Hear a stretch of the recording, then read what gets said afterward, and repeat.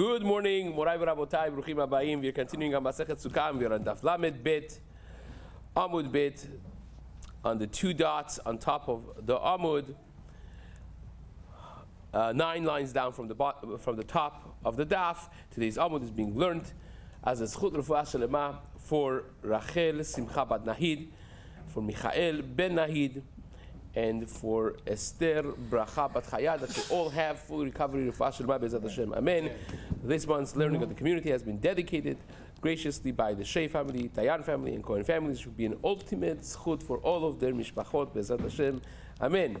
So we started discussion of what lulav is kasher and what's pasul, and today we're going to discuss a little bit about the length of lulav, which we kind of spoke about how lulav has to be a tefach taller than hadas v'arava. It has to perhaps be 4 tefachim. And here is the actual discussion up to the Mishnah at the bottom of the Amud.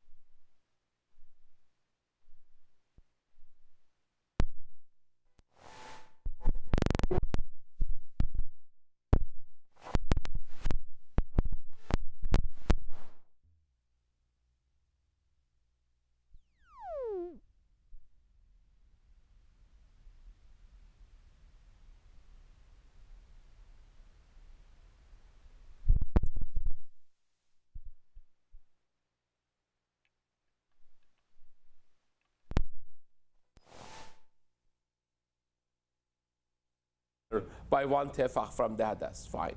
But if you're telling me lulav is 4 tefachim, when you say that to me, what does it come to mind? That the entire lulav has to be 4 tefachim, which is like whose shita? Shmuel. So this is a questioning line of the Gemara on Rabbi Yochanan. It's an attack on Rabbi Yochanan. So you say it has to be more than 4 because the spine itself has to be 4. So the entire lulav is going to be longer. But here, this Braita seems to say that the lulav in its entirety should be 4, which is like Shmuel, not like Rabbi Yochanan. So says the Gemara, my love behade alin. Why wouldn't we just learn this kipshuto, like the simple understanding that the spine together with the leaves is going to be 4 tefachim? The Gemara says no, lo, levad ma'alin. According to Rabbi Yochanan's world, when you talk about, just like Arava is going to be the same thing, when you talk about the length of the lulav or Arava, we're talking about the stem, we're talking about the branch. We're not talking about the leaves. And if you, in your mind, think of lulav, just like you think about Arava, that there is the stem, there's the wood, and then there's the leaves, right? Here also, the stem is the shidra. So when you talk about the shiur, we're talking about the shidra, not the entire thing, right? When you want to do 3 tefachim of Aravot, and Aravot have long leaves, right? You don't count the top leaf, pulling it up and say, oh, that's the next tefach. You go for after the wood, the branch itself. So here also says, Rabbi Yochanan, even though that the Braita says, lulav, when we talk about lulav, we are talking about the shedra, and therefore that has to be 4 tefachim. Fine, and obviously we know that the halacha is like Rabbi Yochanan. This is one of the elements of halacha that many people don't necessarily pay attention to, because lulav, it looks like one long shoot, so people don't necessarily pay attention that the shedra of the lulav should be standing 1 tefach higher than the hadasim v'aravot that they have sometimes, especially for bar mitzvah bachrim. If you have a little bar mitzvah guy that wants to get a smaller lulav, like these people always are paying more to get this massive lulavs.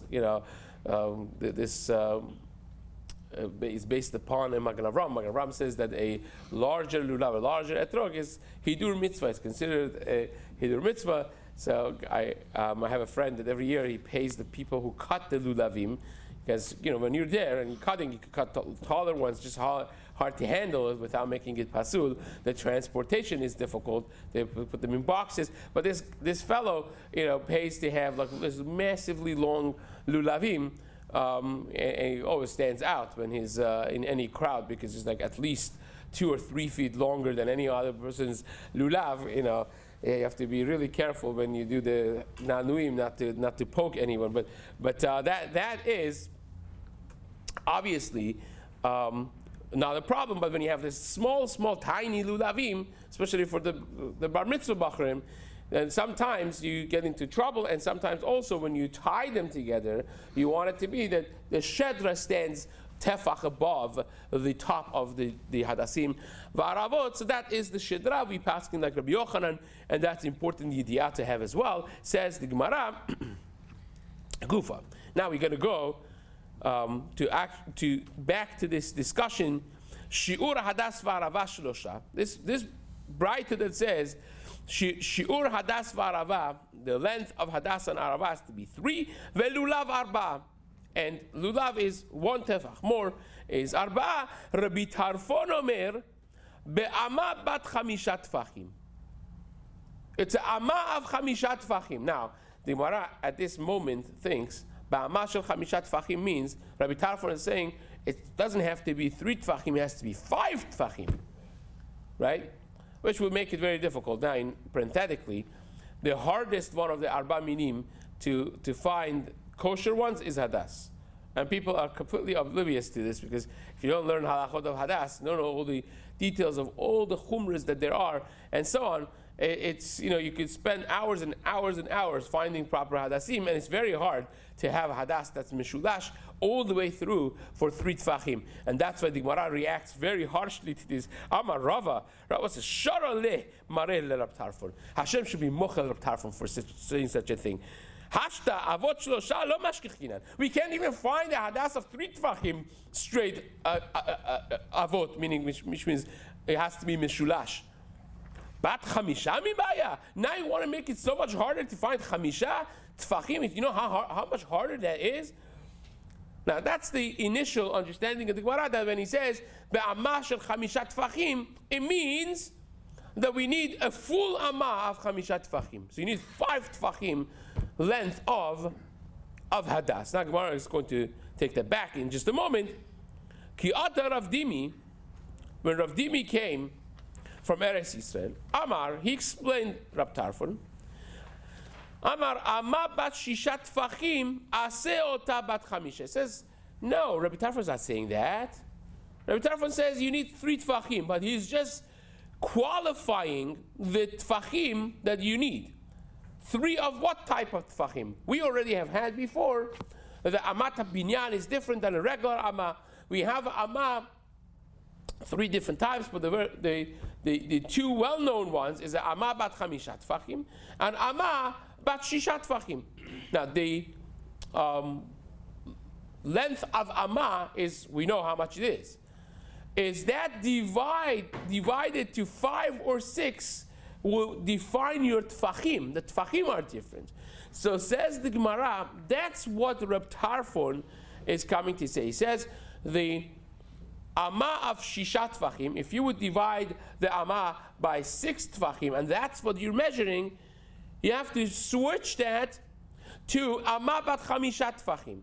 That means now every tefach that you have is 1/5 larger than the tfachim that you had before. So therefore, if you have 3 tfachim with Amma bat chamishat tfachim, you have 3/5 more that you need. So he's not adding 2 tfachim more from 3 jumping to 5, which would be outrageous, as the Gemara says, Hashem should be mochel him. But you're just adding a little bit, 3/5, a little bit more than half a tefach you're adding. So lo nora, it's not the end of the world. Says the Gemara, Tsemehen shlosha le'adas, עשה אותה בת 5, צמא 3 להדס, והשאר ללולב. כמה הבו לתלתה ותלתה חומשי? If you do the math, says the Gemara, as we did, would be 3 tfachim and 3/5 of a tefach. So he is adding, Rabbi Tarfon is adding 3/5 of a tefach to the 3 tfachim that we learned before. So the Gemara says, wait a second, can't do that. Kasha de Shemuel, because that would be a contradiction between 2 members of Shmuel, 2 things that Shmuel said. Remember, we said you have to remember the names. The first Shmuel that we had was, Shmuel just said that 3 tfachim you need, right? But there is a second Shmuel. Hacha amar Shmuel. Here, Hacha amar Rav Yehuda amar Shmuel. What we learned few lines above was that Rav Yehuda said in the name of Shmuel, Shi'ur hadas v'arava shlosha. That the minimum amount, length of hadas v'aravai that you need is 3 tfachim.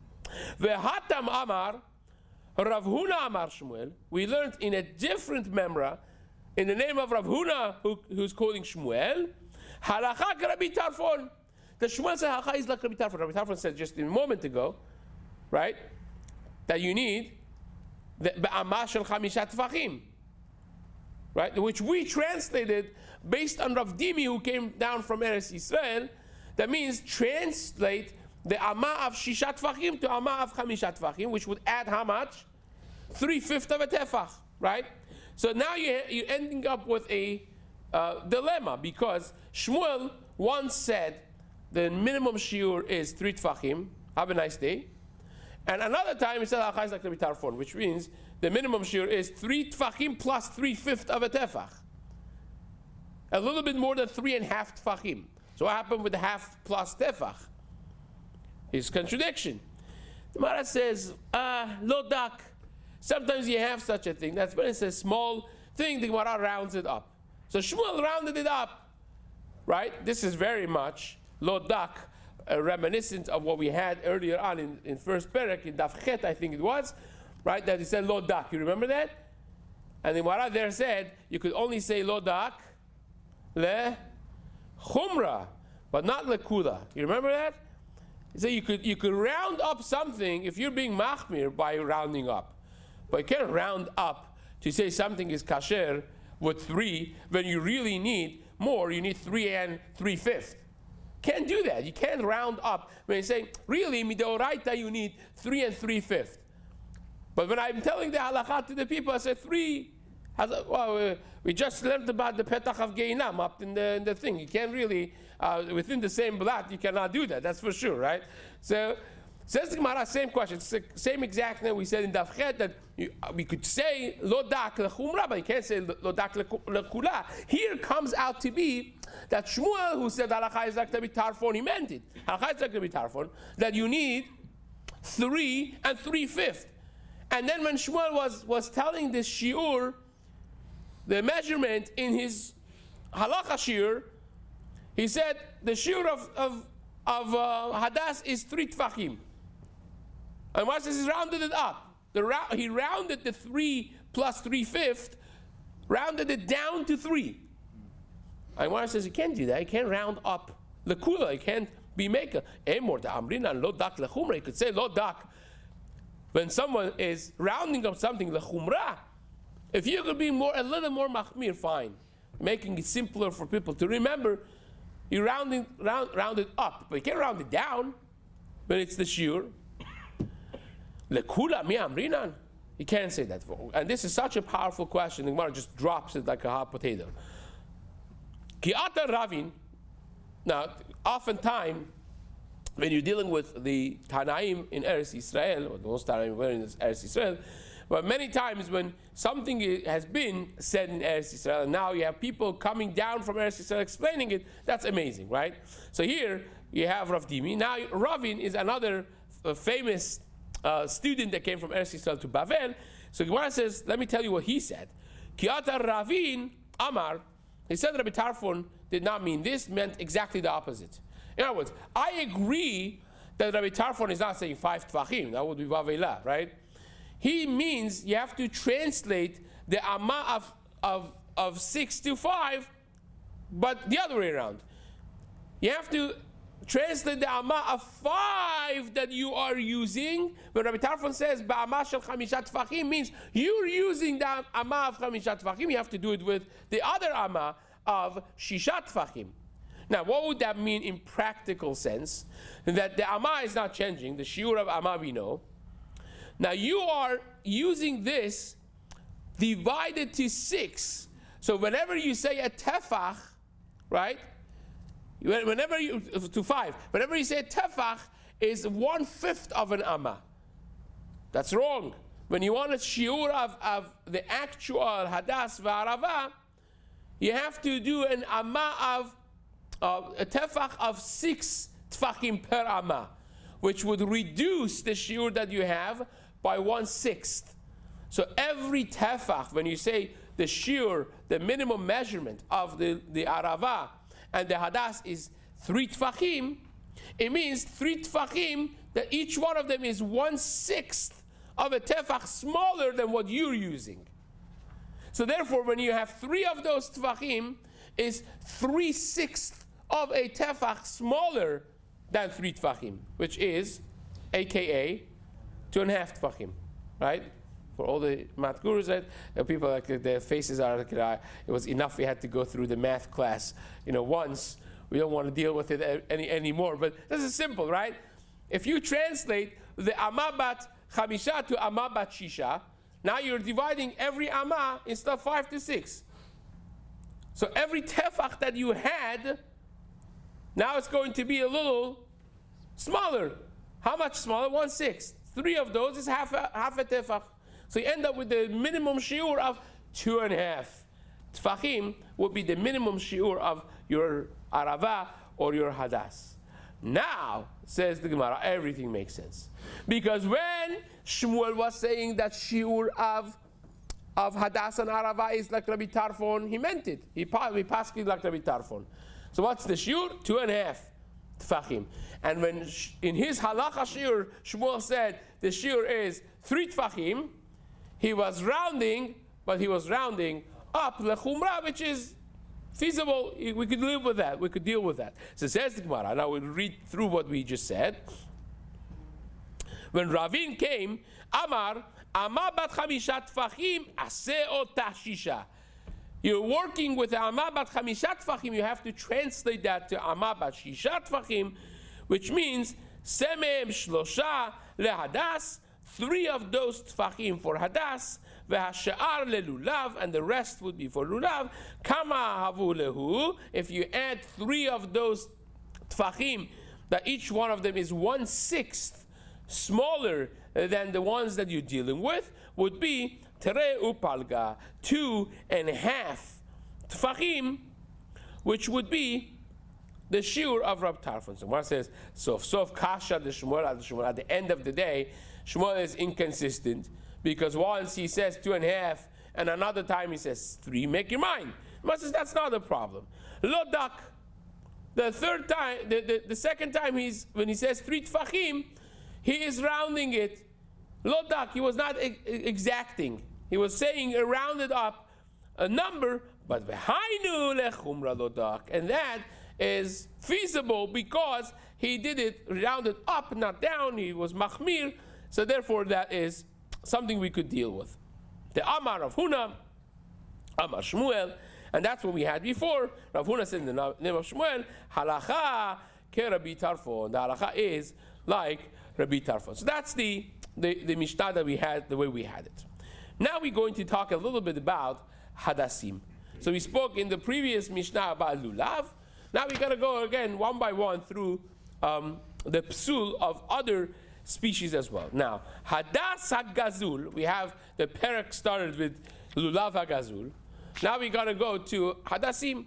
Hadas HaGazul, Ve'hayavesh, Pasul. Now we spoke about Lulav.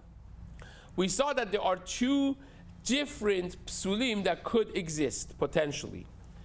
One is the psul of Gazul, because it says that in the first day of Chag Sukkot, the Arba Minim has to belong to you. Ulkachtem lachem b'yom harishon, it has to be Ulkachtem lachem.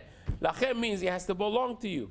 Right? So therefore you cannot use a lulav gezula, stolen one you cannot use. You cannot even use a lulav shula, a borrowed one, because it doesn't belong to you.